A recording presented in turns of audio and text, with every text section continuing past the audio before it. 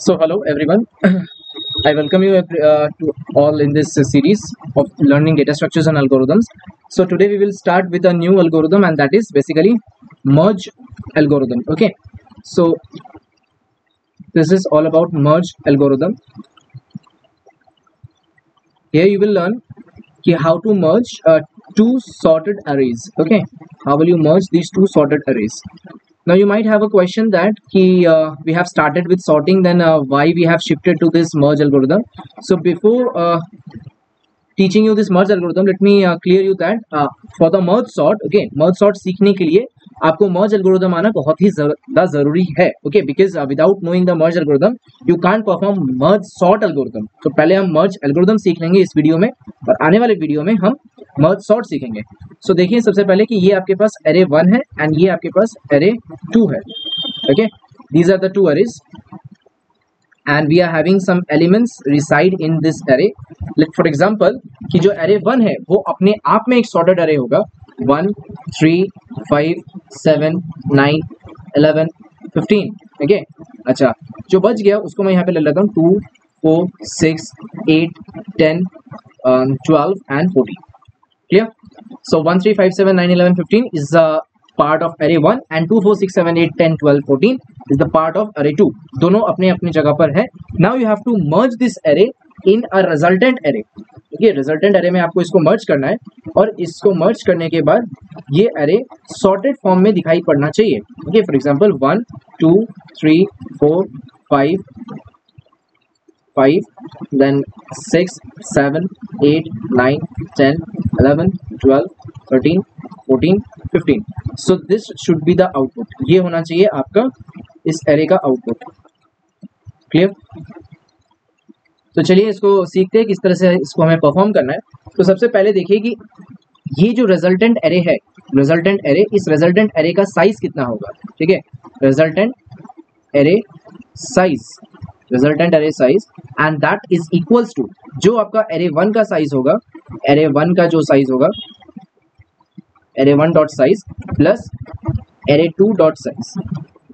ठीक है, जो आपका एरे 1 का साइज होगा डॉट जो एरे 2 का साइज होगा, इन दोनों का आपको साइज को ऐड करना है. फॉर एग्जांपल यहाँ पर अगर मेरा एरे 1 का साइज है 0 1 2 3 4 5 6, so this is 6 and this is also 1 2 3 4 5 6, ये भी 6 है, 6 प्लस 1 मतलब, so this is 7 and this is 7, so 7 plus 7 the total answer will be 14.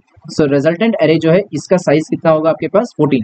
so ये हो गया आपका साइज फैक्टर कंप्लीट. ठीक है, ये साइज फैक्टर हो गया. अब इस एल्गोरिथम को किस तरह से परफॉर्म करना है, एल्गोरिथम को इस तरह से परफॉर्म करना है कि सबसे पहले आपको अरे 1 को चेक करना है. ओके, सो आपको अरे रिजल्टेंट अरे का साइज आपको मिल चुका है. Now after getting the resultant अरे साइज, मैंने क्या कहा कि ये एल्गोरिथम कुछ इस तरह से परफॉर्म करना है कि ये जो अरे 1 है, ठीक है, अरे 1 है, अरे 1 में जो एलिमेंट है अगर वो एलिमेंट अरे 2 से छोटा होता है तो उसको आपको सबसे पहले रिजल्टेंट अरे के अंदर फिलअप कर देना है. ठीक है, so we will do this like this manner कि अगर मेरे पास यहाँ पर 1 है, देन 2 है, 1 है, 3 है, 5 है, 7 है, 9 है. ठीक है, एंड ये यहाँ पर है 2 4 6 8 10. This is your array 1 and this is your array 2. Now resultant array में किस तरह से फिलअप होगा, रिजल्टेंट एरे में फिलअप होगा एकदम इजी मैनर में.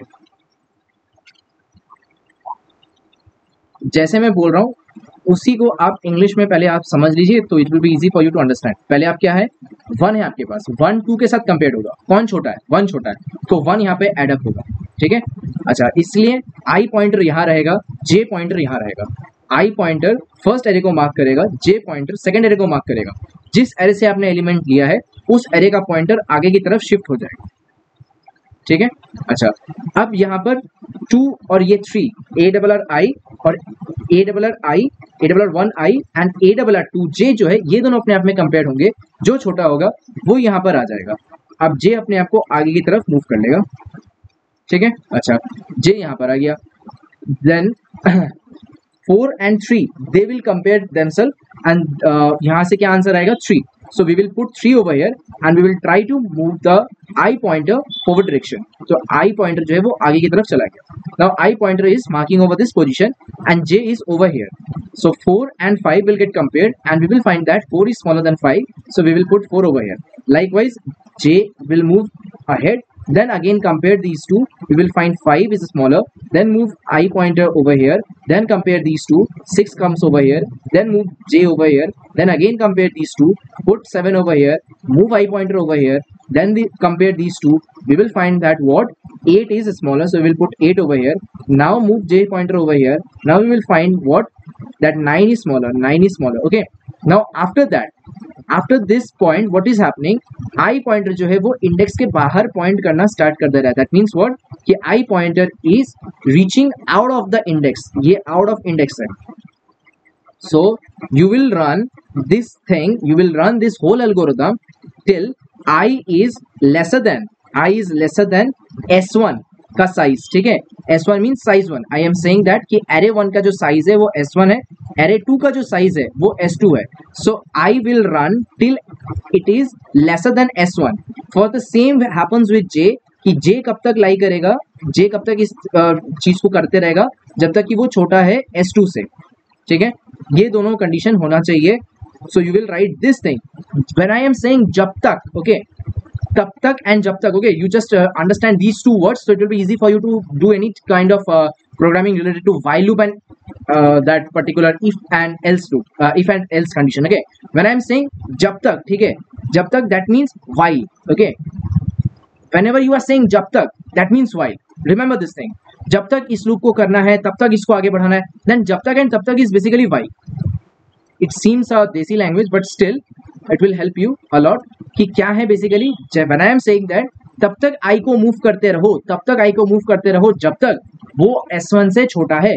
तो I को तब तक मूव करते रहिए जब तक कि वो किससे छोटा है, तब जब तक कि वो S1 से छोटा है. Okay, so while I is less than S1, move the ith pointer. Okay, move the ith pointer. तो ith pointer को हम कहाँ मूव करेंगे, वो हम while लूप के कंडीशन के अंदर मूव करेंगे. ठीक है, वो हम while लूप के कंडीशन के अंदर मूव करेंगे. अच्छा, अंदर आने के बाद हम क्या चेक करते हैं कि if ARR1 of I, if this is lesser than ARR of 2 of J, अगर ये इससे छोटा है या फॉर एग्जांपल इक्वल भी हो गया, तो आप क्या करेंगे, रिजल्टेंट एरे के अंदर आप किसको पुट अप करेंगे, ARR of I को आप यहाँ ARR of 1 से I को आप यहाँ पे क्या कर देंगे, पुट अप कर देंगे. अच्छा, J पॉइंटर और I पॉइंटर ये दोनों एरे 1 एरे 2 के लिए बने हैं. तो इस पॉइंटर के लिए मतलब ये जो आपको यहाँ पर वेरिएबल दिख रहा है रिजल्टेंट एरे जो है, इसको हम ट्रेस करेंगे with the help of K pointer. समझ में आया, K पॉइंटर से हम इसको ट्रेस करेंगे. तो हम बाहर में फॉर एग्जांपल कि इसका जो वैल्यू है int K is equals to initially क्या कर देंगे, 0 कर देंगे. जैसे हम इसके अंदर आएंगे, once we will come to this loop, ठीक है, वी विल से दैट कि K के वैल्यू के अंदर इसको पुट अप करेगा. ठीक है, K के वैल्यू के अंदर इसको पुट अप कर देगा. तो K का वैल्यू कितना है, 0 है. तो ARR मतलब क्या है, 0 में जो वैल्यू होगा वो यहाँ पे आ जाएगा. And then you have to move the K pointer ahead and ith pointer ahead. ठीक है, K पॉइंटर को आगे मूव कर दीजिए, ith पॉइंटर को आगे मूव कर दीजिए. अगर आपका, ठीक है, अगर आपका ये कंडीशन फेल करता है और आपको क्या देखने को मिलता है, else condition is a condition where, मैं यहाँ पर रेड से लिख रहा हूँ क्योंकि ये पार्ट ऑफ द कोड नहीं है. क्या होगा यहाँ पे कि ARR1 का जो I है, ARR1 जो है वो अगर आपका बड़ा हो जाता है ARR2 के J से, दैट मीन्स सेकेंड वाला जो आपका एरे है, सेकेंड एरे से जो एलिमेंट है वो छोटा है. मतलब this time ARR2 of J is basically smaller than ARR of 1 of I. अगर ऐसा कंडीशन फुलफिल होता है, that time what you will do, that time you will put the element from array 2 into the resultant array. तो else we will put resultant of K is equals to ARR of 2 J, and then what we will do, K plus plus and J plus plus. That means move both K pointer ahead as well as J pointer ahead. K pointer को भी ahead move कीजिए, J pointer को भी ahead move कीजिए. ठीक है, अच्छा, ऐसा करते करते अगर किसी दिन, ठीक है, ऐसा करते करते अगर किसी दिन आपका ऐसा हो गया कि एरे जो फर्स्ट वाला था वो छोटा था 1 3 5 7, लेकिन जो एरे नीचे वाला था वो आपका थोड़ा ज्यादा एलिमेंट से था, 2 4 6 8 देन 9 10 11 अगर ऐसे है, ओके दिस इज एग्जांपल। अगर एरे आपका कुछ इस तरह से दिया हुआ है जिसमें साइज 1 जो है वो बेसिकली कितना है 0 1 2 3 है, 0 1 2 3 4, दैट मीन साइज 1 4 है और साइज 2 जो है साइज 1 4 है एंड साइज 2 जो है वो कितना है 0 1 2 3 4 5 6, तो ये हो गया 7 एलिमेंट्स। तो टोटल रिजल्टेंट एरे कितना से बना, टोटल रिजल्टेंट एरे 11 एलिमेंट से बनेगा, 11 एलिमेंट से बनेगा 0 1 2 3 4 5 6 7, ओके देन 8 9 10 हो गया 11 एलिमेंट्स। नाउ आपने 1 को पुट किया यहाँ पे, देन कंपेयर किया, आई पॉइंटर यहाँ था, जे पॉइंटर यहाँ था, फिर आपने आई को यहाँ पे मूव कर दिया। अब आपने 2 और 3 को कंपेयर किया, 2 को पुट अप किया, जे को आगे की तरफ मूव किया, then you will do this things. फिर आपका 3 यहाँ पे आया, देन 4 आया, देन 5 आया, देन 6 आया, देन 7 आया। अच्छा यहाँ तक शायद से आपको समझ में आ गया होगा। मैं एक बार ट्रेस करा देता हूँ, don't take any type of tension. See I pointer यहाँ पर था, ये 1 और 2 कंपेयर होकर के 1 यहाँ पे फिलअप हुआ।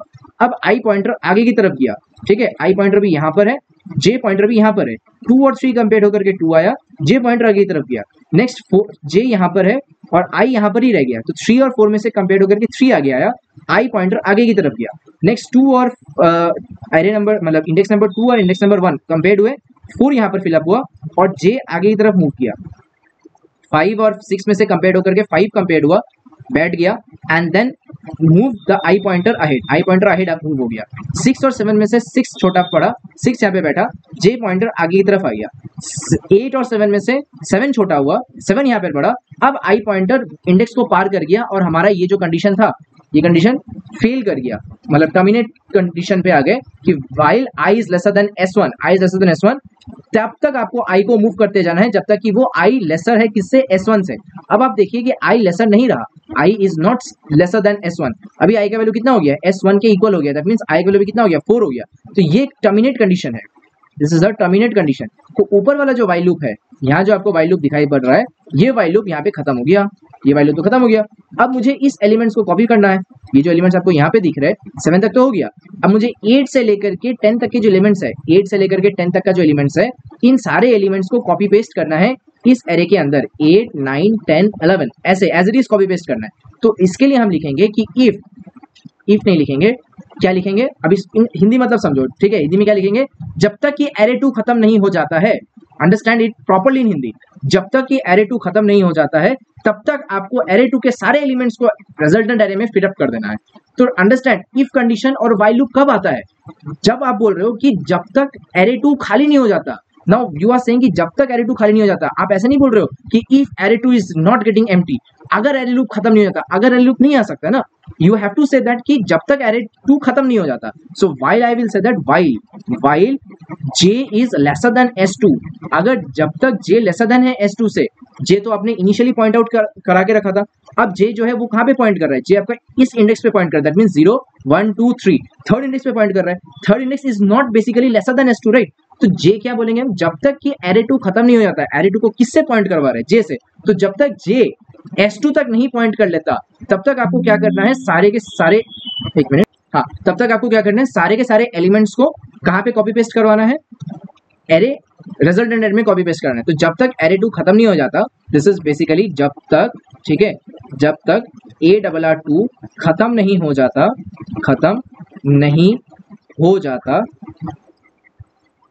तब तक कॉपी करे, तब तक कॉपी करे, okay. So ARR2, I mean sorry not ARR2, ARR2 यहाँ पे आएगा एंड दिस इज j, इसके जो एलिमेंट्स है इसको हमें कहाँ कॉपी पेस्ट कराना है, रिजल्टेंट ऑफ k के अंदर कॉपी पेस्ट कराना है, and then what we have to do is move the k pointer ahead and move the j pointer ahead, k pointer को ahead मूव कीजिए, j पॉइंटर को भी ahead मूव कीजिए। ये तो तब हुआ जब केस कैसा था, एरे 2 आपका बच गया था, एरे 1 खत्म हो गया था। तो अगर एरे 2 के साथ ऐसा केस हो सकता है, तो ऑब्वियसली एरे 1 के साथ भी ऐसा कुछ हो ही सकता है, जब आपका एरे 1 का एलिमेंट ज्यादा हो। तो सेम कोड आपको वापस से लिखना है, मतलब सेम चीज कि जब तक, ठीक है, जब तक एरे 1 खत्म नहीं हो जाता, खत्म नहीं हो जाता, copy that, okay, copy that into resultant array. तो इसके लिए हम क्या लिखेंगे, जब तक मींस व्हाइल, जब तक एरे एरे 1 को किससे इनिशियलाइज करके रखे थे, ith pointer. So while ith pointer is less than equals to s1, ठीक है। तो उसके बाद आपको क्या करना है, रिजल्टेंट एरे के अंदर, रिजल्टेंट ऑफ k के अंदर मुझे क्या करना है, एरे 1 को as it is copy paste कराना है, as it is copy paste कराना है। समझ गए, ये बात समझ में आया आपको। चलिए एक बार वापस से समझते हैं कि क्या हुआ यहाँ पे। तो अगर मेरा एलिमेंट दोनों इंडेक्स का सेम रहता है तो मेरा काम यहीं तक कंप्लीट हो जाता है। ये जो आपने यहाँ तक लिखा है, यहाँ तक में मेरा पूरा काम कंप्लीट हो जाता है, ठीक है। वापस से समझाता हूँ, i लेस देन s1 जब तक कि आपका i लेस देन है s1 से, and j less than s2 जब तक कि j भी लेस देन है s2 से। तो if a is lesser than s2 मतलब अगर एरे 1 का एलिमेंट छोटा है एरे 2 से, तो एरे 1 से एलिमेंट को लाना है और रिजल्टेंट एरे में पुट करना है, k को प्लस प्लस करना है, i को भी प्लस प्लस करना है, क्योंकि दोनों पॉइंटर आपने अहेड मूव करा लिया है। नेक्स्ट आपने क्या किया, एल्स केस में ऐसा हो सकता है कि एरे 1 का एलिमेंट इस बार बड़ा हो और एरे 2 का एलिमेंट इस बार छोटा हो। तो अगर एरे 2 का एलिमेंट छोटा है तो एरे 2 के एलिमेंट को आप कॉपी करेंगे रिजल्टेंट एरे में, और इस बार आप k प्लस प्लस करेंगे जैसा पहले भी किया था, और j प्लस प्लस करेंगे क्योंकि आपने एरे 2 से एलिमेंट को पिकअप किया है। ऐसा करते करते हो सकता है कि आपका एरे दोनों ही एग्जॉस्ट हो जाए। अगर दोनों एरे एग्जॉस्ट हो गया तो कहानी खत्म हो जाती है। लेकिन ऐसा हो सकता है किसी केस में कि आपका एरे 2 बच जाता है, ठीक है। इट इज पॉसिबल दैट कि array 2 element is still inside array 2, okay, means array 2 is not getting exhausted. If array 2 is still having some elements, you have to copy the rest of the element into the resultant array. So to copy the resultant element into the rest of the array, what we are saying that कि जब तक array 2 खत्म नहीं हो जाता, when I am saying जब तक array 2 खत्म नहीं हो जाता, that means I am saying use while loop and say while j is lesser than s2, जब तक j lesser than है s2 से, then copy paste all the elements from array 2 and put it up into resultant array, move the kth pointer, move the jth pointer, and you will have the termination condition over here. Clear? Next, ऐसा हो सकता है कि आपका array 1 इस बार खाली बच जाता है।